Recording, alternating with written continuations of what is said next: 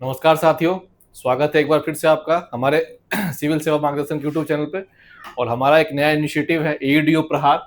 और ये जो इनिशिएटिव है इसका एम है कि एक सप्ताह बाद जो हमारा एईडीओ का जो परीक्षा है उससे पहले आपका एक संपूर्ण रिवीजन हो जाए, एक अच्छा आपका क्वेश्चन प्रैक्टिस हो जाए, आप अच्छे से सारी चीज़ों को समझ सकें, उनको रिवाइज कर सकें। यही हमारा प्रयास है। तो हम लोग आपके सामने एईडीओ प्रहार लेकर के हैं। हम लोग इसमें सब्जेक्ट वाइज सब्जेक्ट इसको कवर करेंगे। कभी कुछ मैराथन सीरीज होंगी डिवीजन की, कभी कुछ एमसीक्यू क्वेश्चंस होंगे जिसके थ्रू हम लोग इस क्वेश्चंस को स्टार्ट करेंगे और डील करेंगे। ठीक है, तो आज हम लोग हिस्ट्री के लगभग कुछ क्वेश्चंस को देखेंगे कि लगातार बीपीएससी के जो भी एग्जाम्स रहे हैं, खास करके बीपीएससी के कोई भी एग्जाम्स हो, एडीओ हो, इसमें हिस्ट्री की प्रधानता जो हमेशा से बनी रही है। और हिस्ट्री जो है ये हमेशा से बीपीएससी का एक बहुत ही प्यारा, बहुत ही फेवरेट सब्जेक्ट रहा है। तो हम लोग स्टार्ट करेंगे हिस्ट्री से। और हिस्ट्री में हम लोग स्टार्ट करेंगे पहले एंशिएंट से, फिर मिडिवल से, फिर मॉडर्न से। तीनों सेक्शन से हम लोग जो भी इंपॉर्टेंट क्वेश्चन है उसके थ्रू हम लोग रिवाइज करेंगे और देखेंगे किस तरह से क्वेश्चन को अटेम्प्ट करना है और किस तरह से एक अच्छा अप्रोच लेकर के क्वेश्चन को सही करना है। चलिए आइए हम लोग स्टार्ट करते हैं। आज का सेशन है बहुत ही यूजफुल आपके लिए सेशन रहेगा। इसको रिवाइज करने के लिए काफी इंपॉर्टेंट सेशन रहेगा। चलिए स्टार्ट करते हैं। पहला क्वेश्चन हमारा क्या है? पहला क्वेश्चन हमारा है, देखिए आप लोग इस साथ उसको देखते रहिए और अटेम्प्ट करते रहिए। ठीक है, और लास्ट में कमेंट करेंगे कि आपका कितना क्वेश्चन सही हुआ, कितना क्वेश्चन गलती हुआ। ठीक है, चलिए। Milind Pano, it means questions of Milind contains the dialogue between Milinder and home. Milind Pano अर्थात मिलिंद के प्रश्न किसके बीच के संवाद का वर्णन है? मतलब जो इंडो ग्रीक जो राजा थे मिलिंदर, जिनको प्राकृत में मिलिंद कहा जाता है, ठीक है ना। और जो मिलिंद पानो जो टेक्स्ट है ये पाली में टेक्स्ट है। ठीक है, पाली भाषा में टेक्स्ट है। तो ये किन दोनों के बीच में है? तो ये मिलिंद पानो जो है वो राजा मिलिंद और जो नागसेन हमारे हैं, नागसेन बुद्धिस्ट मॉन्क है, इनके बारे में, इन दोनों के बारे में जो चर्चा हुई है, एक फिलॉसफी को लेकर के चर्चा है, उसी पे ये किताब बेस्ड है। ये क्वेश्चन कई बार एग्जाम से पूछा हुआ भी, काफी इंपॉर्टेंट क्वेश्चन है, इसको ध्यान रखेंगे। ध्यान रखना है, मिलिंद पानो का नाम पाली भाषा में था और इंडो ग्रीक राजा मिलिंदर जो थे, इंडो ग्रीक राजा मिलिंदर और नागसेन के बीच में ये संवाद इस पे दिया गया है। बहुत इंपॉर्टेंट क्वेश्चन है। चलिए देखते हैं अगला क्वेश्चन क्या है। नेक्स्ट क्वेश्चन ये, first of all which king issued a long inscription in pure Sanskrit language in India? Bharat में सबसे पहले किस राजा ने शुद्ध संस्कृत भाषा में एक लंबा अभिलेख जारी किया? मतलब कि पहला बार सबसे पहले किस राजा ने भारत में अभिलेख जारी किया जो कि पूरा संस्कृत में था? ठीक है, तो इसका आंसर होगा शक क्षत्रप रुद्रदमन, जो हमारा शक का लीडर था। आप लोगों ने सुना होगा इस इंस्क्रिप्शन के बारे में। रुद्र आप लोगों ने सुना होगा इसके बारे में। जूनागढ़, जो जूनागढ़ अभिलेख जो रुद्रदमन का है, वही सबसे बड़ा लंबा संस्कृत भाषा में लिखा हुआ अभिलेख है। लगातार कई बार एग्जाम में पूछा गया है रुद्रदमन पे क्वेश्चन, इस अभिलेख पे क्वेश्चन। लेकिन ये फैक्ट जो है बहुत अच्छा फैक्ट है, आप लोग से ध्यान रखेंगे कि प्योर संस्कृत मतलब कंप्लीटली पूरा संस्कृत भाषा में एकमात्र ये अभिलेख है, सबसे पहला अभिलेख। ठीक है, चलिए आगे बढ़ते हैं। अगला क्वेश्चन देखिए, हड़प्पा काल के एक उन्नत जल प्रबंधन प्रणाली का पता कहां चला है? An advanced water management system of Harappan times has been unearthed। कई बार एग्जाम में क्वेश्चन पूछा गया है। ये जो है इसका आंसर क्या होगा बच्चे? इसका आंसर होगा धोलावीरा। धोलावीरा एकमात्र ऐसा साइट था जो 3 भागों में बटा हुआ था, 3 पार्ट से बटा हुआ था। और इसको क्या बोलते हैं? City without Citadel. City without Citadel. इसमें सिटाडेल जो अलग से जो एक किलानुमा जो हिस्सा था वो नहीं था इसमें। और क्यों फेमस था ये? इसका जो वाटर मैनेजमेंट सिस्टम था वो बहुत ही उन्नत प्रणाली का था। स्टॉर्म ड्रेनेज सिस्टम इसको बोलते हैं। ये बहुत अच्छा उस मैनेजमेंट उसमें था हड़प्पन काल में। ये क्वेश्चन काफी इंपॉर्टेंट है, बराबर एग्जाम में आता है, इसको ध्यान रखेंगे।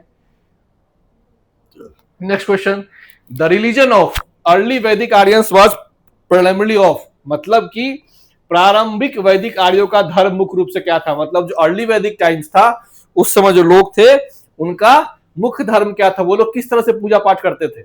एक चीज ध्यान रखेंगे कि जो अर्ली वैदिक टाइम्स था,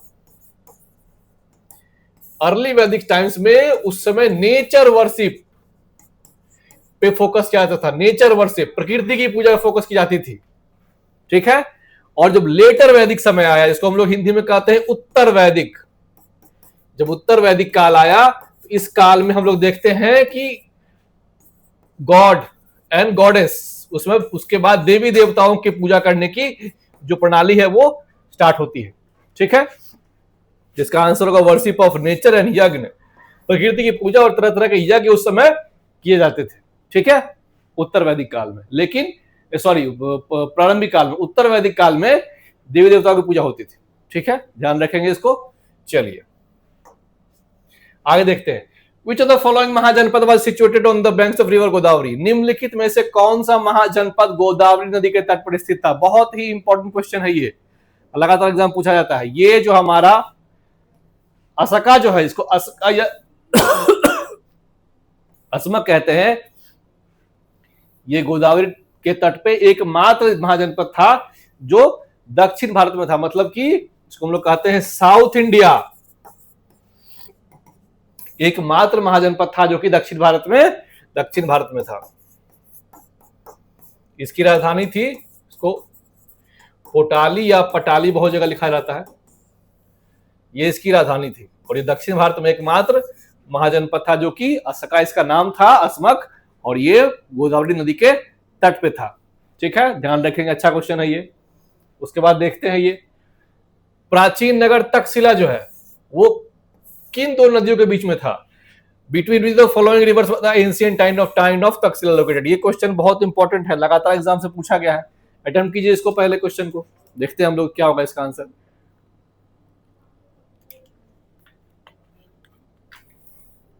आप लोग भी साथ साथ, हमारे साथ साथ आप लोग भी क्वेश्चन को अटेम्प्ट कीजिए और लास्ट में कमेंट करेंगे आप लोग कि कितना आपका सही हुआ, कितना गलती हुआ, कौन सा क्वेश्चन आपको अच्छा लगा, किस क्वेश्चन में आपको क्या सीखने को मिला। ठीक है, चलिए देखते हैं। हमारा जो तक्षशिला का जो शहर है वो इंडस और झेलम, सिंधु और झेलम के बीच में था। अगर आप लोग बात करेंगे नदियों की तो इनका एक बहुत प्यारा सा एक ऑर्डर है, इसको ध्यान रखेंगे हम लोग। इंडस, हम लोग नॉर्थ से साउथ यानी कि उत्तर से दक्षिण की बात कर रहे हैं। इंडस, झेलम, चेनाब, रावी, ब्यास एंड सतलुज, ये इनका उत्तर से दक्षिण का क्रम है। और तक्षशिला जो है वो इंडस और झेलम के बीच में है। ठीक है, और हमारे यहाँ जो इंडस वाटर ट्रीटी हुआ इसमें इन तीन नदियों का जो पानी का है जो अधिकार है वो पाकिस्तान के पास है, और नीचे की जो तीन नदियां हैं रावी, ब्यास, सतलुज, इसका भारत के पास है। ये सब फैक्ट है जो बराबर एग्जाम पूछते हैं, आप लोगों को इस फैक्ट्स को ध्यान में रखना है। ठीक है, चलिए आगे बढ़ते हैं। The religious literature of the Jain at the early stage was written in the which language? प्रारंभिक चरण में जैनों का धार्मिक साहित्य किस भाषा में लिखा गया था? बहुत ही इंपॉर्टेंट क्वेश्चन है, लगातार बुद्धिज्म से, जैनिज्म से क्वेश्चन वो देखते हैं, बीपीएससी में और एग्जाम्स में आते हैं। ठीक है, तो इसका आंसर होगा अर्धमागधी। अर्धमागधी ये उस समय जो था, संस्कृत जो भाषा थी उस समय, ये इलीट की भाषा थी। जो इलीट क्लास था उस समय, जिसको हम लोग कहते हैं कि जो धनाढ़ वर्ग था, जो बड़ा वर्ग था, वो संस्कृत बोलते थे। लेकिन आम लोग यानी कॉमन मैन, इनकी भाषा क्या थी? इनकी भाषा थी पाली या प्राकृत थी। तो प्राकृत भाषा को यूज करके, प्राकृत भाषा का ये डायलेक्ट है अर्धमागधी, जिसको जो 24वें तीर्थंकर थे हमारे भगवान महावीर, उन्होंने इसको यूज किया और इस भाषा में साहित्य उनका डेवलप हुआ। ठीक है, तो इसको ध्यान रखेंगे क्वेश्चन को, अर्धमागधी। चलिए आगे बढ़ते हैं। अगला हमारा क्वेश्चन है बुद्धिज्म से। लगातार बुद्धिज्म और जैनिज्म से क्वेश्चन बीपीएससी पूछती है। Who among the following taught the doctrine of शून्यता? शून्यता यानी शून्यवाद का सिद्धांत जो है वो किसने दिया था? अब देखिए, जो नागार्जुन जो हमारे बुद्धिस्ट मॉन्क थे, इनको कहा जाता है सेकेंड बुद्धा, क्योंकि इन्होंने दिया था किसका? मध्यमिका करिका यानी मिडिल पाथ का जो फिलॉसफी है,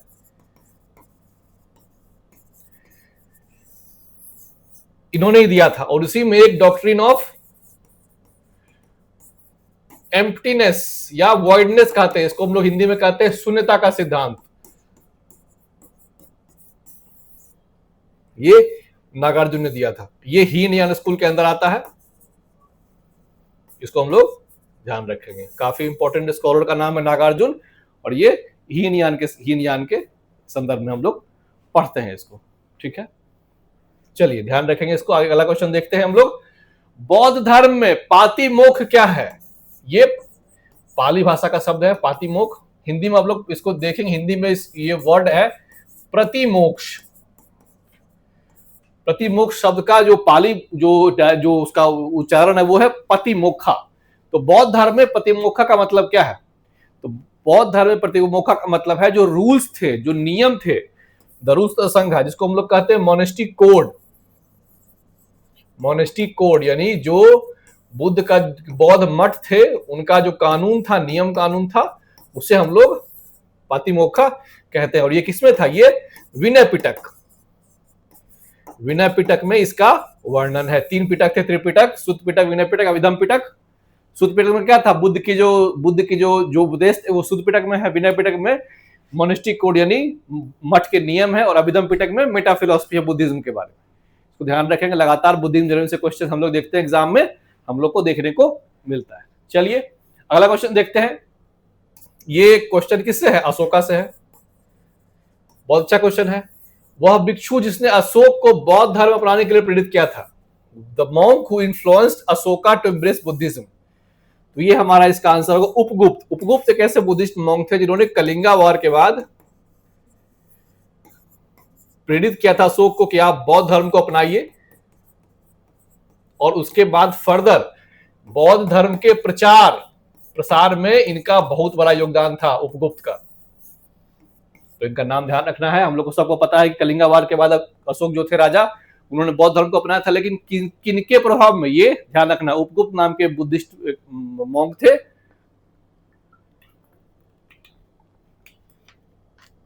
उनके प्रभाव में राजा अशोक ने बुद्ध धर्म को अपनाया था। चलिए अगला क्वेश्चन, कौटिल्याज अर्थशास्त्र। ऐसा हो नहीं सकता कि बीपीएससी का कोई क्वेश्चन सेट किया होगा और उसमें कौटिल्य के बारे में क्वेश्चन नहीं हो। लगातार हर एग्जाम में क्वेश्चन आता है। कौटिल्य का जो अर्थशास्त्र है वो, इसका विषय क्या है, इसका कंटेक्स्ट क्या है, किस टॉपिक पे है? तो इसका कंटेक्स्ट इकोनॉमिक रिलेशन नहीं, फॉरेन पॉलिसी, ये उसका हिस्सा था। ड्यूटीज ऑफ द किंग, ये सब उसका हिस्सा था, ये सब इसके अंदर आते हैं। इसका आंसर होगा principle and practice of statecraft, राज्य कला के सिद्धांत व्यवहार। बाकी जो आर्थिक संबंध, विदेश नीति, ये सब इसी के अंदर आते हैं। तो ये क्या है? इसको बोलते हैं अम्ब्रेला ऑप्शन। इसके अंदर सारा आंसर समाहित है। Principle and practice of statecraft, ये इसका सही आंसर होगा। विदेश नीति, राज्य कर्तव्य, ये सब इसी के अंदर इन्होंने लिखा था, इसको डिफाइन किया था। ठीक है, चलिए आगे बढ़ते हैं। निम्नलिखित में से किस अभिलेख में अशोक का नाम स्पष्ट रूप से उल्लेखित है? In which of the following inscription has the name of Ashoka been mentioned. देखिए अशोक राजा के सबसे अधिक अभिलेख हम लोग को मिले हैं। ठीक है, उसमें से ज्यादातर अभिलेख जो है उसमें क्या लिखा हुआ है? उसमें लिखा हुआ है देवनाम पियदस्सी। ये उस समय की प्राकृत भाषा में लिखा गया था। देवनाम पियदस्सी पाली भाषा में लिखा गया था। तो इस नाम से हम लोग ये नहीं पकड़ पा रहे थे कि किस राजा के बारे में है ये। ठीक है, तो उसके बाद सबसे पहले एक अभिलेख मिलता है हम लोग को, जिसको हम लोग कहते हैं माइनर ऑक्टेट ऑफ मास्की। मास्की अभिलेख में लिखा गया है अशोक का नाम पहला बार लिखा गया है, पियदस्सी राजा अशोक। तो उससे हम लोग इसको रिलेट कर पा रहे हैं कि जो भी देवनाम पियदस्सी नाम से अभिलेख मिले हैं वो सब अशोक के ही है। तो पहला बार मास्की का जो लघु अभिलेख है उसमें अशोक का नाम लिखा गया। ठीक है, इसके अलावा एक गुर्जर अभिलेख भी राजस्थान में मिला था, उसमें भी अशोक के बारे में जिक्र है। अब आप लोग कमेंट बताइए कि तीसरा कौन सा अभिलेख है जिसमें अशोक राजा के बारे में उनका नाम लिखा है। तीसरा अभिलेख है उदगेलम अभिलेख, जो कर्नाटक में मिला था वो। ठीक है, ध्यान रखेंगे इन तीनों का, मास्की, गुर्जर और उदगेलम, ये तीनों में अशोक के नाम का वर्णन है। चलिए, काफी इंपॉर्टेंट क्वेश्चन लगातार एग्जाम में पूछा जाता है। रबतक इंस्क्रिप्शन, रबतक अभिलेख जो है वो किससे संबंधित है? ये अभिलेख जो है वो संबंधित है किससे? बताइए, लगातार एग्जाम में क्वेश्चंस पूछे जाते हैं इस तरह के टॉपिक से। तो रबतक अभिलेख जो है वो राजा कनिष्क से संबंधित है। रबतक जगह कहां है? ये अफगानिस्तान में है। कहां है? अफगानिस्तान में जगह है। और यदि कनिष्क के कार्यकाल के समय उसके बारे में, कार्यकाल के समय में एडमिनिस्ट्रेशन के बारे में, किस तरह की जो वहां की कार्यशैली थी और बैक्ट्रियन भाषा के बारे में इसमें वर्णन है रब तक अभिलेख में। ये कनिष्क से संबंधित है। चलिए अगला क्वेश्चन क्या है कि महाकवि कालिदास का नाम निम्नलिखित में से किस अभिलेख में दिया हुआ है? The name of poet Kalidas has been mentioned in, ये होगा इसका आंसर। काफी इजी क्वेश्चन है। ऐहोल, ऐहोल अभिलेख जो है वो किसका था? ऐहोल अभिलेख था पुलकेशिन द्वितीय, पुलकेशिन सेकंड का यह अभिलेख था। और किसने लिखा था? लिखा था, उसका नाम है रवि कीर्ति। रवि कीर्ति नाम के जो उनके जो राज कवि थे, उनके दरबार कवि थे, उन्होंने इस अभिलेख की रचना की थी। और इसमें कालिदास का वर्णन, कालिदास का जो कंट्रीब्यूशन था, जो उनका योगदान था संस्कृत भाषा में, लिटरेचर में, उसके बारे में इसमें वर्णन किया गया। ठीक है, चलिए आगे बढ़ते हैं। Who of the following Gupta kings granted permission to Meghavarma, the ruler of Sri Lanka, to build a Buddhist temple at Gaya? निम्नलिखित में से किस गुप्त शासक ने श्रीलंका के शासक मेघवर्मा को गया में बौद्ध मंदिर बनाने की अनुमति दी थी? ये क्वेश्चन बीपीएससी ने पूछा भी है। बताइए इसका आंसर, आप लोग कमेंट बताइए, जल्दी बताइए। ये इसका आंसर होगा समुद्रगुप्त। समुद्रगुप्त जो है, उन्होंने श्रीलंका के शासक मेघवर्मा थे, उनको अनुमति दी थी कि आप जो है वो बोध गया में एक, जो वहां के लोग आते हैं उनको ठहरने के लिए एक मंदिर बनवाइए और उनके ठहरने के लिए एक जगह का भी प्रबंध कीजिए। ठीक है, और आसपास के कुछ गांव से उसका आप लोग उसका जो कर जो है उसको जमा करके आप उसका देख रेख भी कर सकते हैं। ठीक है, और ये दिखाता है किस तरह से गुप्त काल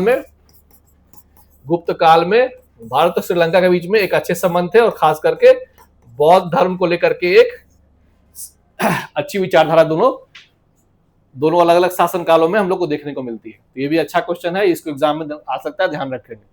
चलिए अब देखते हैं हमारा एंशिएंट हिस्ट्री में हमने देख लिया, अलग अलग टॉपिक से क्वेश्चन देख लिए।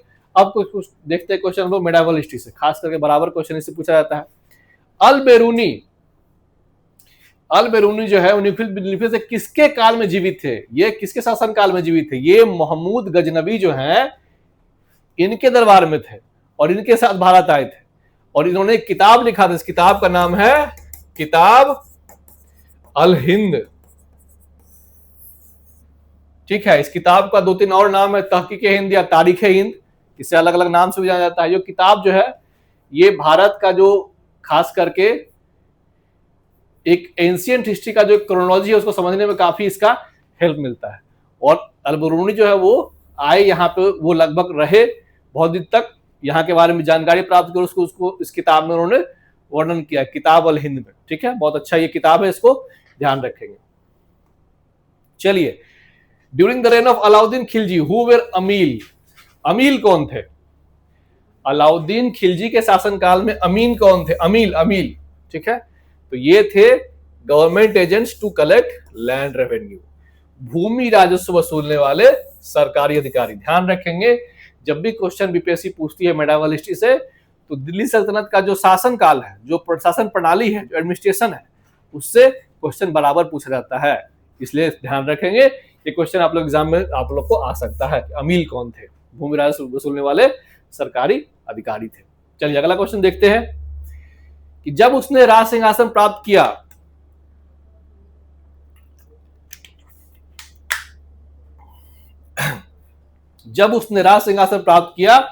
तो वह शरीयत के नियमों और आदेशों से काफी स्वतंत्र था। यह कथन बर्नी ने किस सुल्तान के लिए कहा है? इसका मतलब यह है कि when he attained kingship he was quite independent of rules and orders of शरीयत। तो सुल्तान, ये जो बरानी है, इन्होंने किस सुल्तान के बारे में ये स्टेटमेंट कहा है? तो इसका आंसर होगा हमारे अलाउद्दीन खिलजी। क्यों? क्योंकि इनका एक बहुत अच्छा एक अप्रोच था कि ही सेपरेटेड रिलीजन फ्रॉम पॉलिटिक्स। हम लोग आज के समय सेक्युलरिज्म की बात करते हैं, उन्होंने उस समय सेक्युलरिज्म का एक बहुत अच्छा एक दिखाया था प्रश्न, सेपरेटेड रिलीजन फ्रॉम पॉलिटिक्स। और इनका एक बहुत अच्छा स्टेटमेंट है कि किंगशिप नोज नो किंगशिप मतलब कि जो राजा होता है उसका कोई अपना नहीं होता है, वो सबके लिए बराबर है। उन्होंने धर्म और राजनीति को अलग अलग देखा था। इसीलिए उसके बारे में बर्नी ने कहा है कि उन्होंने शरीयत के नियमों और आदेशों से काफी स्वतंत्र होकर काम किया, जनता की भलाई में काम किया, मार्केट में सुधार किए, और जो ओवरऑल जो कृषि क्षेत्र था उसमें सुधार किए, लोगों के आम जनजीवन में काफी सुधार आया। ठीक है, चलिए ध्यान रखेंगे इस क्वेश्चन को।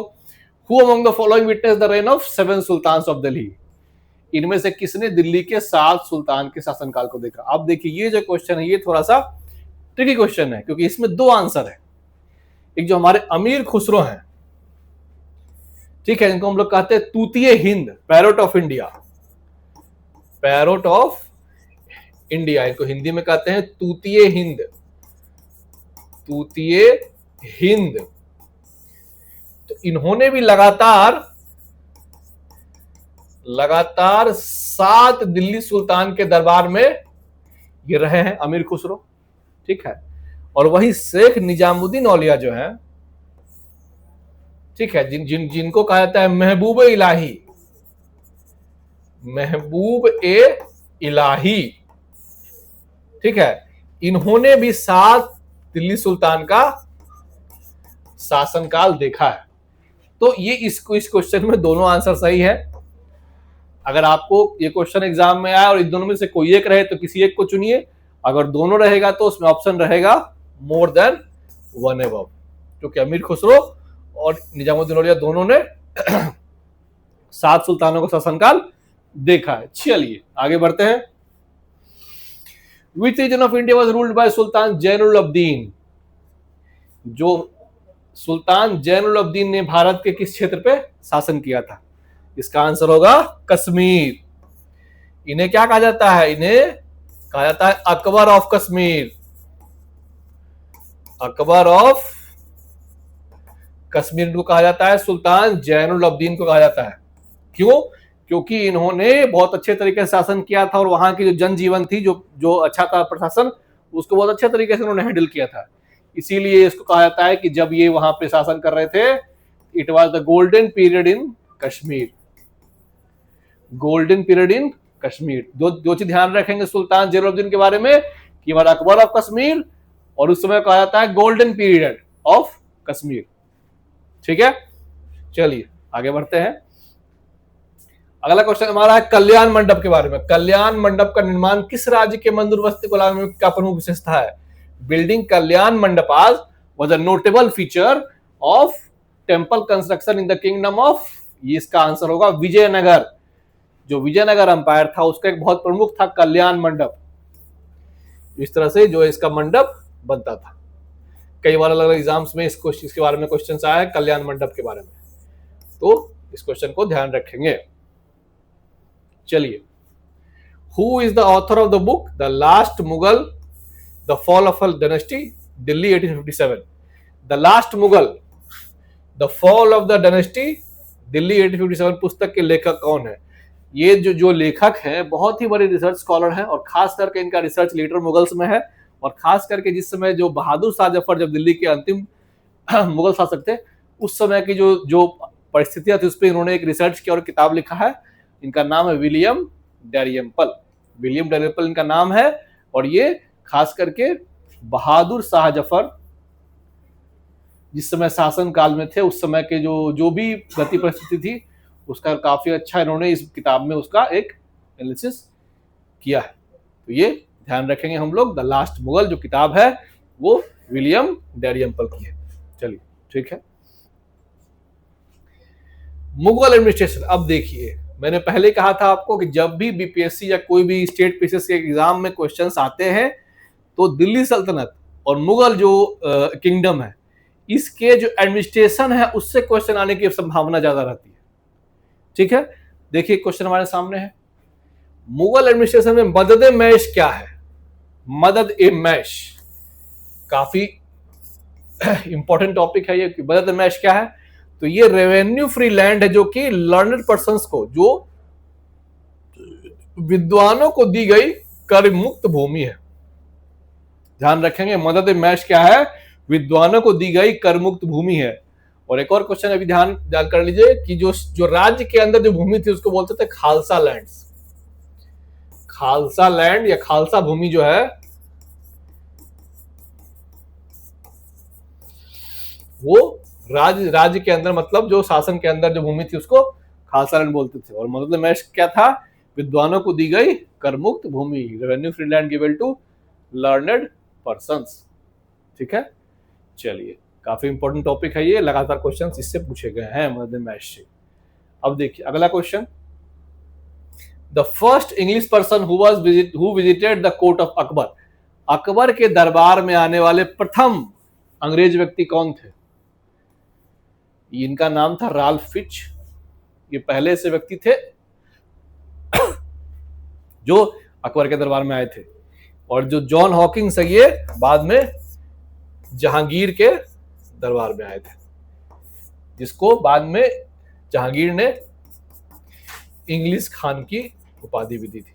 ये भी इंपॉर्टेंट टॉपिक है, ध्यान रखेंगे। अकबर के दरबार में आए थे राल्फ फिच और जहांगीर के दरबार में आए थे सबसे पहले जॉन हॉकिंस। चलिए, in Indian history who was Abdul Hamid Lahori. भारतीय इतिहास में अब्दुल हमीद लाहौरी कौन थे? तो ये जो है ये शाहजहां के शासनकाल में उनके ऑफिशियल हिस्टोरियन थे। शाहजहां के शासनकाल में उनके आधिकारिक इतिहासकार थे अब्दुल हमीद लाहौरी। ठीक है, इनका नाम ध्यान रखना है, ये क्वेश्चंस कई बार एग्जाम्स में पूछे जाते हैं इस तरह के। तो अब्दुल हमीद लाहौरी कौन थे? शाहजहां के शासनकाल में शाहजहां के ऑफिशियल हिस्टोरियन थे। ठीक है, चलिए आगे बढ़ते हैं। मुगल पेंटिंग, देखिए मुगल कल्चर से भी क्वेश्चन, मुगल के लिटरेचर से क्वेश्चन, कल्चर से क्वेश्चन, से क्वेश्चन बार बार एग्जाम्स में आता है। ये देखिए एक सिंपल क्वेश्चन है, Mughal painting reach its zenith under. Mughal चित्रकला जो है अपने सबसे उत्कर्ष, सबसे ऊंचे जो पॉइंट है उस पर किसके शासनकाल में पहुंची थी? इसका आंसर होगा जहांगीर। इसका आंसर होगा जहांगीर। जहांगीर के दरबार में बहुत सारे कवि थे, माफ कीजिएगा, बहुत सारे चित्रकार थे। उसमें से सबसे इंपॉर्टेंट दो थे, नादिरुल असरा और नादिरुल जमान की उपाधि दो चित्रकारों को मिली थी। ठीक है, और जहांगीर के बारे में एक और कथन फेमस है कि किसी एक चित्र में अगर एक से अधिक चित्रकारों ने अलग अलग चित्रकारी की है तो जहांगीर खुद अलग अलग चित्रकार की चित्रकारी को पहचान लेते थे कि एक पोर्ट्रेट में अलग अलग चित्रकारों ने किस किस हिस्से में अपना योगदान दिया है। तो उस जहांगीर के समय में काफी ज्यादा चित्रकारी को लेकर के डेवलपमेंट्स हुए थे। ठीक है, इसको हम लोग ध्यान रखेंगे। चलिए अब देखते हैं कुछ क्वेश्चन हम लोग मॉडर्न हिस्ट्री पे, कुछ क्वेश्चन हम लोगों ने एंशिएंट पे देखे, फिर देखे मेडाइवल पे, अब कुछ क्वेश्चन हम लोग देखेंगे मॉडर्न हिस्ट्री के बारे में। तो with reference to the colonial rule of India which one of the following was not the feature of subsidiary alliance. Subsidiary alliance का इसमें से कौन सा फीचर नहीं है? ठीक है, A subsidiary British army was to be maintained in the Indian state। ठीक है,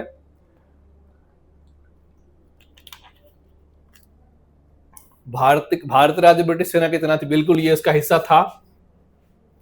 The determination of expenses incurred on the subsidiary British army was the duty of Indian state।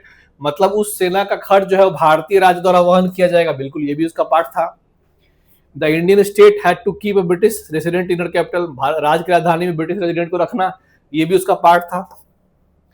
Indian soldiers could be used by the company commander। जी नहीं, ये उसका part नहीं था। Subsidiary alliance में आप भारतीय सैनिक को ब्रिटिश कंपनी के अंदर नहीं रख सकते थे। इसके अंदर आपको भारतीय राज्य ब्रिटिश सेना की तैनाती, सेना का खर्च जो भारतीय राज्य द्वारा वहन करना और राज्य की राजधानी में ब्रिटिश रेजिडेंट रखना, ये तीनों पॉइंट सही है। ये गलत है तो ये उसका सही उत्तर हो जाएगा। तो ये पूछा है इसमें से कौन नहीं था। कई बार एग्जाम में क्या होता है, आपको जल्दीबाजी में आप इसको नोट को पढ़ते नहीं है और आप पहला अवसर पढ़ेंगे, आप टिक मार के आगे बढ़ जाएंगे। लेकिन ये काम नहीं करना है, ध्यान से पढ़ना है। नोट वहां पे लिखा है कि नोट नहीं, इसको ध्यान रखेंगे हम लोग। चलिए, द डुअल गवर्नमेंट, इसको बोलते हैं द्वैत शासन। तो लॉर्ड क्लाइव के समय द्वैत शासन क्या था? डुअल गवर्नमेंट जो है लॉर्ड क्लाइव के अंदर, वो क्या था? वो था, देखिए वो सिंपल भाषा में समझिए इसको, दीवानी मतलब लैंड रेवेन्यू और निजामत। निजामत का मतलब हो गया कि जुडिशियल, पुलिस रिफॉर्म, ये पुलिस वाला ये सब जो है। तो दीवानी जो है लैंड रेवेन्यू वाला, ये कंपनी के पास था, और निजामत जो है वो नवाब के पास था। यही था द्वैत शासन। अब पढ़ते हैं, criminal justice would be left to the nawabs while the civil and fiscal matters would be company. बिल्कुल, देखिए यही आंसर है। आपराधिक न्याय नवाबी अधिकारियों के पास था, जबकि दीवानी जो है वो कंपनी का दिन। ये ध्यान रखना है, दीवानी और निजामत। दीवानी का मतलब लैंड रेवेन्यू से समझ जो भी थे, सिविल थे, ये सब कंपनी के हाथ में थे, और जो हमारा माफ कीजिएगा, जो हमारा न्यायिक प्रक्रिया से जो संबंधित है वो निजामत, वो कंपनी, ये सॉरी, वो नवाब के हाथ में थे। तो यही इसका द्वैत शासन है। बस आपको ध्यान रखना है दीवानी और निजामत, या याद रहेगा तो आपका कभी क्वेश्चन गलती नहीं होगा। चलिए, the ruler of which of the following states was removed from power by the British on the context of misgovernance. निम्नलिखित में से किस राज्य के शासक को अंग्रेजों ने कुशासन, मिसगवर्नेंस के बहाने पद से हटाया था? अब देखिए, डॉक्ट्रिन ऑफ लैप्स लागू हुआ था, और अलग अलग राज्य को डॉक्ट्रिन ऑफ लैप्स के अंदर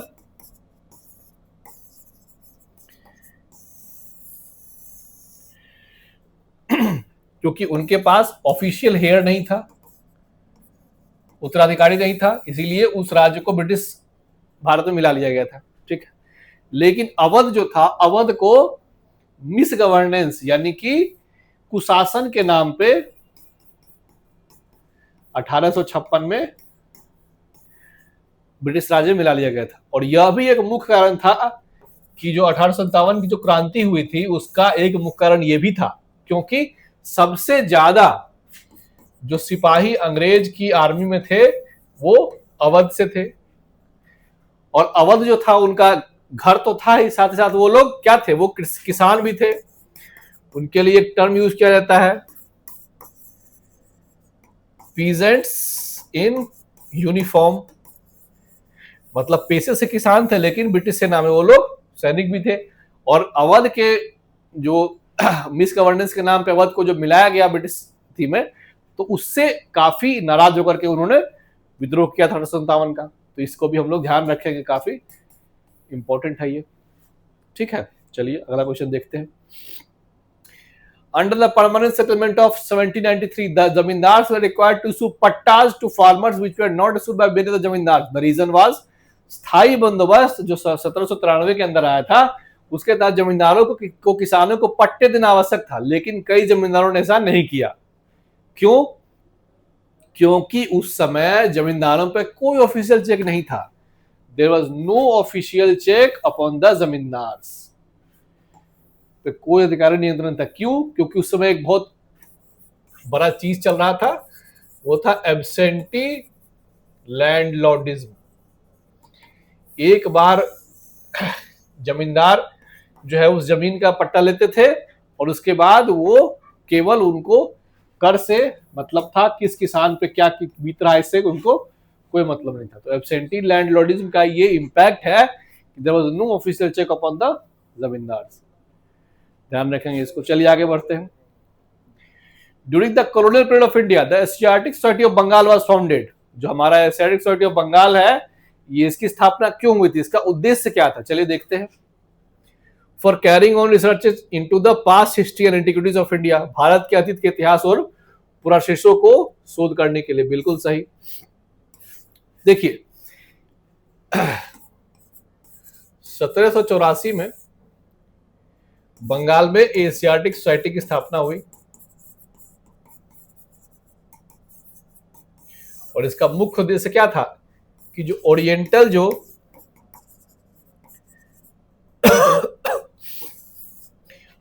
लिटरेचर था, जो आर्ट था, खास करके जो संस्कृत भाषा था, इसके बारे में रिसर्च करना, जो हमारे जो प्राचीन ग्रंथ थे उनके बारे में पढ़ना, जानकारी हासिल करना, और इसके बारे में एक रिसर्च करना, ये इसका मुख्य उद्देश्य था। चलिए अगला क्वेश्चन देखते हैं। The first All India Trade Union Congress was founded in 1920 by, प्रथम अखिल भारतीय ट्रेड यूनियन कांग्रेस AITUC की स्थापना 1920 में हुई थी, किसके द्वारा की गई थी? ये बहुत अच्छा क्वेश्चन है, इसका आंसर होगा NM जोशी।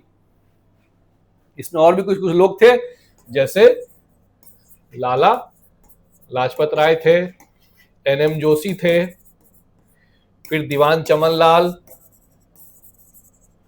इस तरह के और भी नेता शामिल थे, लेकिन यहाँ पे ऑप्शन में NM जोशी दिया है, तो ये NM जोशी इसका आंसर होगा। ठीक है, इस तरह का जो फैक्चुअल क्वेश्चन है बार बार एग्जाम्स में पूछा जाता है।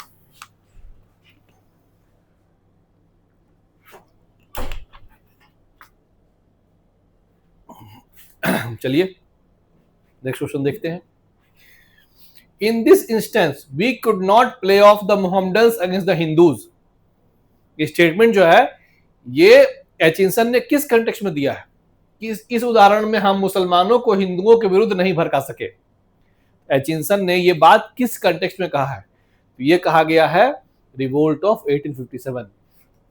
1857 के विद्रोह के समय हिंदू मुस्लिम जो एकता थी उसके संदर्भ में ये कहा गया है। आप लोग को ध्यान होगा कि भारत के इतिहास में जो मॉडले मिंटो रिफॉर्म्स 1909 में जो पहला बार बीज बोया गया किसका? हिंदू मुस्लिम में एक अलग अलग ये समाज होने का एक जो धारणा है, खास करके जिसको हम लोग बोलते हैं सीड्स ऑफ कम्युनलिज्म। तो ये जो सीड्स ऑफ कम्युनिज्म है ये 1909 में स्थापना किया गया था। इसके बाद मुस्लिम लीग की स्थापना होती है इसी समय, और फिर मुस्लिम अपने आप को एक अलग एंटिटी बना करके स्वाधीनता संग्राम में एक अलग स्टेक होल्डर बन करके लड़ते हैं। लेकिन उससे पहले हम लोग लगातार हिंदू मुस्लिम एकता के बारे में देखते हैं। तो ये जो स्टेटमेंट एचिंसन का है वो 1857 के विद्रोह के बारे में है। तो ध्यान रखेंगे इस क्वेश्चन को, एग्जाम में हम लोग को आ सकता है ये क्वेश्चन, इस तरह क्वेश्चंस।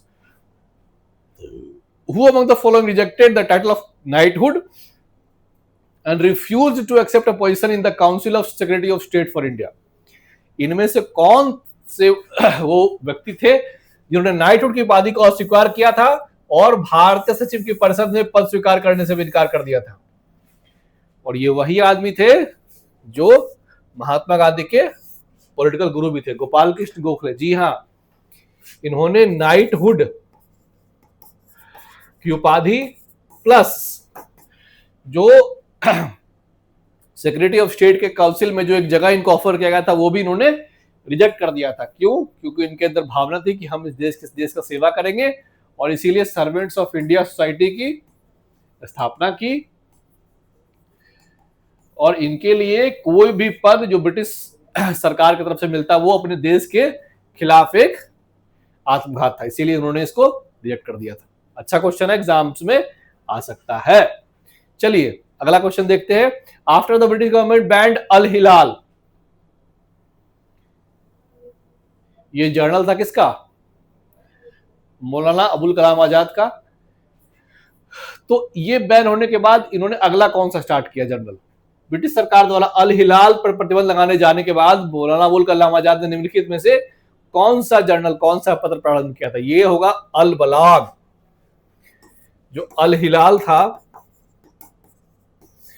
मौलाना अबुल कलाम आजाद का, इसको ब्रिटिश सरकार ने बैन कर दिया। तो उसके बाद उन्होंने अल बलाग जो है वो स्टार्ट कर दिया था पब्लिक करना उसको। ठीक है, तो पहले अल हिलाल था, उसको ब्रिटिश सरकार ने बैन कर दिया। तो फिर मौलाना अबुल कलाम आजाद ने जो अल बलाग है उसको पब्लिश करना स्टार्ट कर दिया था। ठीक है, अब देखिए काफी अच्छा क्वेश्चन है। Which nationalist leader was politically radical but held conservative views on social reforms? निम्नलिखित में से कौन सा राष्ट्रवादी नेता राजनीतिक तौर पर उग्रवादी था लेकिन सामाजिक सुधार के प्रति रूढ़िवादी दृष्टिकोण रखता था? तो हमारे सबसे पहला जो ऑप्शन है बीजी तिलक, बीजी तिलक। अब देखते हैं इनका पॉलिटिकल व्यू क्या था कि swaraj is my birthright and I shall take it. Swaraj जो है हमारा जन्मसिद्ध अधिकार और हम लोग इसको लेके रहेंगे। तो ये इसका मतलब क्या, ये उग्रवादी विचार है, ये पॉलिटिकली रेडिकल थॉट है इनका। लेकिन समाज में जहां तक बात थी तो ये कंजर्वेटिव सोच के थे, ये वेदास से बिलीव करते थे और जो कंजर्वेटिव थॉट है उसको ये प्रमोट करते थे। बाद में इन्होंने गणपति और शिवाजी फेस्टिवल भी स्टार्ट किया था। तो ये सामाजिक तौर पे ये कंजर्वेटिव नेचर के थे, ठीक है ना। तो ये क्वेश्चन आ सकता है, इस पर ध्यान रखना है कि पॉलिटिकली रेडिकल थे लेकिन कंजर्वेटिव, सोशल आइडियाज में ये कंजर्वेटिव थे, ठीक है। चलिए आगे बढ़ते हैं। द बुक, लगातार क्वेश्चन बीपीएससी कभी कभी पूछती है कि इस किताब को किन्होंने लिखा, ये इसके राइटर कौन है। देखिए, the book India wins freedom is the autobiography of the following leaders. The पुस्तक इंडिया विंस फ्रीडम किस नेता की आत्मकथा है। तो ये जो ऑटोबायोग्राफी है ये अबुल कलाम आजाद की है, इंडिया विंस फ्रीडम। ध्यान रखना है, ये सब किताब वाला एग्जाम में लगातार पूछता है। निम्नलिखित में से किस आंदोलन के दौरान महात्मा गांधी ने लिखा। अब देखिए, महात्मा गांधी से क्वेश्चन लगातार एग्जाम से पूछे जाते हैं। अब एक ट्रेंड चेंज हो गया है। ट्रेंड क्या है कि महात्मा गांधी के कथन जो है वो एग्जाम्स पे ज्यादा आने लगे कि जिन्होंने जो कथन कहा था ये किस संदर्भ में कहा था। अब देखिए, कथन जो है, व्यक्तिगत रूप से मैं गुलामी से इतना तंग आ चुका हूं कि मैं अराजकता के उदय को भी स्वीकार करने के लिए तैयार हूं। व्यक्तिगत रूप से मैं गुलामी से इतना तंग आ गया हूं कि मैं अराजकता के उदय को भी स्वीकार करने के लिए तैयार हूं। ये जो स्टेटमेंट गांधी जी का है, personally I am so sick of slavery that I am even prepare to take the rise of anarchy. ये आपको पता है कि गांधी जी ने क्विट इंडिया मूवमेंट यानी भारत छोड़ो आंदोलन के समय इस तरह की बात कही थी। इसीलिए बिपिन चंद्रा ने कहा it was the most un-Gandhian movement.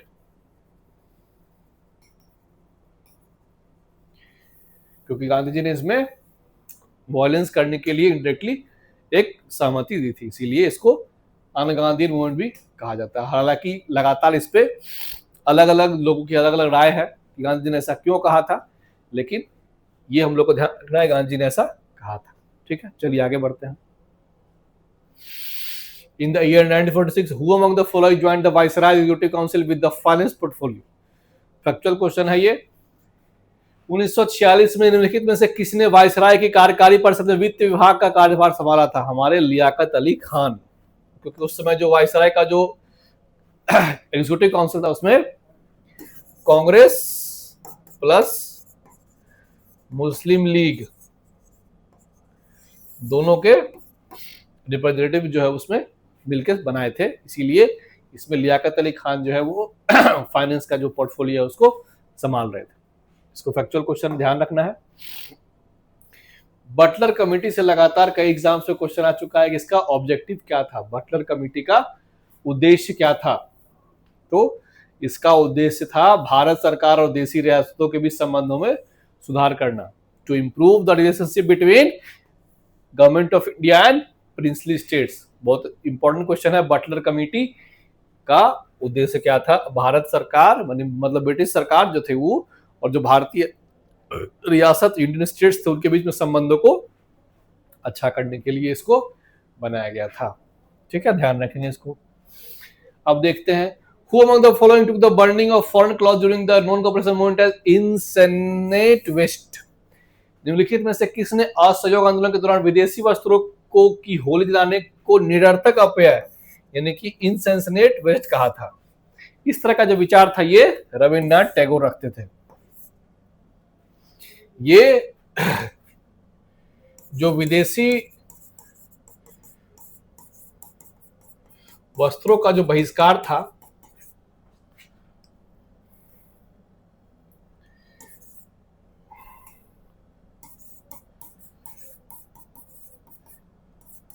ये इसके खिलाफ थे, ठीक है। He was against the boycott of foreign goods because he took these steps as a simply utter waste of resources. Resources को वेस्ट हम क्यों करेंगे। इस तरह के जो एक्ट्स थे उसको वो कहते हैं कि ये रिसोर्सेस यानी संसाधन की बर्बादी है, इसीलिए वो इसके खिलाफ थे। अगर आप इनके नेशनलिज्म को पढ़ेंगे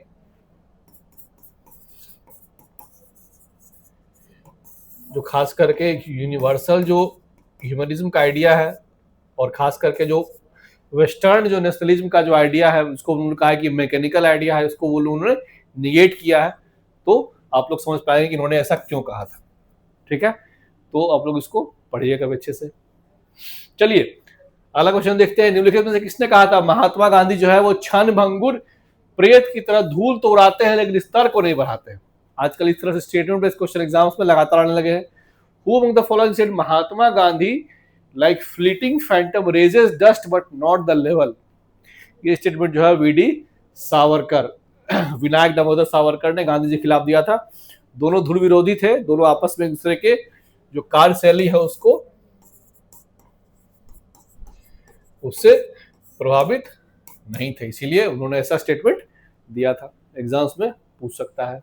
चलिए निम्नलिखित में से किसे नेहरू ने समर्थन दिया लेकिन गांधी जी ने समर्थन नहीं दिया। Which the following was favored by Nehru but rejected by Gandhi ji. Truth को दोनों ने फेवर किया, सत्य को। नॉन वायलेंस बिल्कुल, नेहरू जी ने भी गांधी जी ने भी इसको बहुत प्रमोट किया, अहिंसा को दोनों ने प्रमोट किया। अनटचेबिलिटी, इसके एबोल्यूशन को भी दोनों ने काफी सहयोग किया कि नहीं बिल्कुल इसको हटाने की जरूरत है, दोनों पे उनका एक ही विचार था। लेकिन हैवी इंडस्ट्रियलाइजेशन जो है उस पे दोनों के विचार अलग अलग हैं। जो नेहरू जी जो हमारे हैं, जो भारत के प्रथम प्रधानमंत्री थे, उन्होंने इसको सपोर्ट किया और कहा कि हैवी इंडस्ट्रियलाइजेशन जो है they are the temples of modern India. हम लोग जो नए भारत की जो नींव रखेंगे वो इन्हीं औद्योगिक जो क्रांति है इसी के नींव पे नया भारत बनाएंगे। वही गांधी जी जो हमारे हैं वो कॉटेज इंडस्ट्री, लघु उद्योग, चरखा, इस तरह के जो उद्योग है इसके सपोर्ट में थे। तो यहां पे दोनों का विचार अलग अलग था, इसलिए इसका आंसर होगा डी, हैवी इंडस्ट्रियलाइजेशन या भारी औद्योगिकरण। चलिए अगला क्वेश्चन देखते हैं। 1925 के केंद्रीय विधानसभा के अध्यक्ष के रूप में निर्वाचित होने वाले पहले राष्ट्रवादी नेता कौन थे। Who among the following nationalist leader was to be elected as the president of the central legislative assembly in 1925। ये हमारे विट्ठल भाई पटेल थे जो कि सरदार वल्लभ भाई पटेल के भाई थे।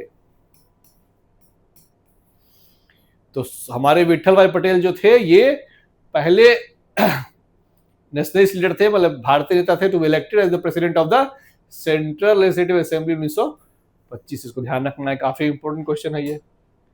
अब आते हैं वापस से, देखिए किताब से क्वेश्चन लगातार यूपीएससी पूछती है, हम लोग भी देखते हैं। अनहैप्पी इंडिया, अनहैप्पी इंडिया पुस्तक को किन्होंने लिखा था। ये इसके राइटर थे लाला लाजपत राय। एक किताब आया था 1920 के आसपास आया था, तो कैथरीन मेयो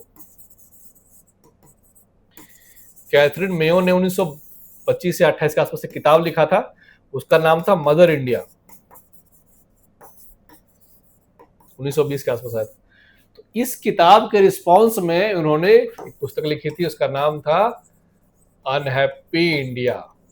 लाला लाजपत राय ने इस किताब के रिस्पॉन्स में उसको लिखा था।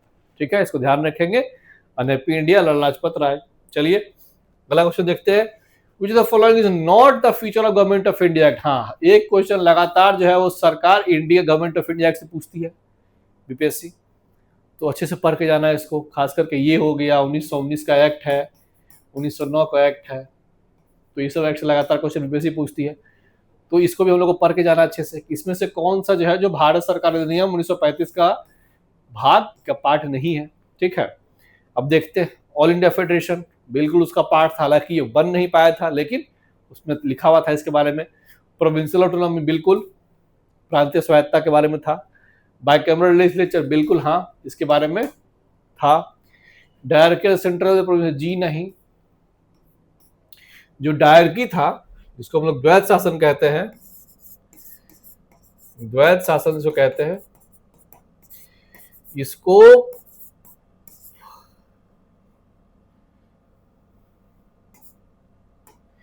इसको प्रांतों से हटा के केंद्र में लाया गया था। 1919 के एक्ट में द्वैध शासन जो है वो प्रांत में लाया गया था, और 1935 के शासन अधिनियम में द्वैध शासन को केंद्र में लाया गया था। तो ये इसका ये ऑप्शन आंसर हो गया। ठीक है, चलिए। When Congress leaders condemned the Montagu-Chelmsford report, many moderates left the party to form the। जिस समय कांग्रेस के नेताओं ने मॉन्टेग्यू केल्मसफोर्ड रिफॉर्म्स को की निंदा की, तब कई उदारवादी नेताओं ने पार्टी छोड़कर किस संगठन को गठन किया था? इसका आंसर होगा Indian liberal foundation. Indian liberal federation का गठन किया था। कई सारे नेता थे, जैसे सुरेंद्रनाथ बनर्जी वगैरह थे, और भी नेता थे, इन्होंने इंडियन लिबरल फेडरेशन का गठन किया था मॉन्टेग्यू केल्मसफोर्ड रिफॉर्म्स के बाद। चलिए देखते हैं अगला क्वेश्चन। अगला क्वेश्चन है, the Congress ministry resigned in the 7 provinces in 1939 because. 1939 के कांग्रेस मंत्रिमंडलों ने 7 प्रांतों में इस्तीफा दिया था, क्योंकि the Congress could not form ministry. जी नहीं, ऐसा कुछ नहीं था। Emergence of a left wing, यानी वामपंथी धड़े के उभरने से मंत्रिमंडल, ये भी गलत है। There were widespread communal disturbances, जी नहीं, ऐसा कुछ नहीं हुआ था। अब देखिए, इसमें से कोई नहीं होगा। असल में क्या हुआ था, 1939 में, माफ कीजिएगा, 1939 में वर्ल्ड वार सेकेंड में बिना, जो कांग्रेस के जो अलग अलग सरकारें थी 7 प्रोविंसेस में, उनसे बिना विचार विमर्श किए ही ब्रिटिश सरकार ने भारत को विश्व युद्ध में हिस्सा करा दिया था। तो इनका यही कहना था कि जब हम एक जनता को के शासन को हम लोग रिप्रेजेंट कर रहे हैं, तो हम लोग से बिना बात किए ब्रिटिश सरकार को भारत का सेकेंड विश्व युद्ध में जाना एक सही निर्णय नहीं था। इसीलिए 7 कांग्रेस की जो मंत्रिमंडल थे, उन्होंने एक साथ इस्तीफा दे दिया था। ठीक है, ये काफी इंपॉर्टेंट क्वेश्चन, और ये बिहार में भी हुआ था। बिहार में भी डॉक्टर श्री कृष्ण सिंह के अंदर जो सरकार थी,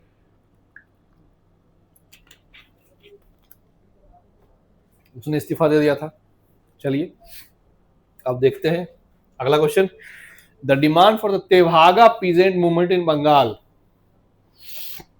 बंगाल के तेभागा किसान आंदोलन की मुख्य मांग क्या थी? ये कहां हुआ था? बंगाल में हुआ था। The reduction of the share of the landlord from 1/2 to the crop to 1/3। इसका मुख्य मांग देखिए, समझिए क्या था।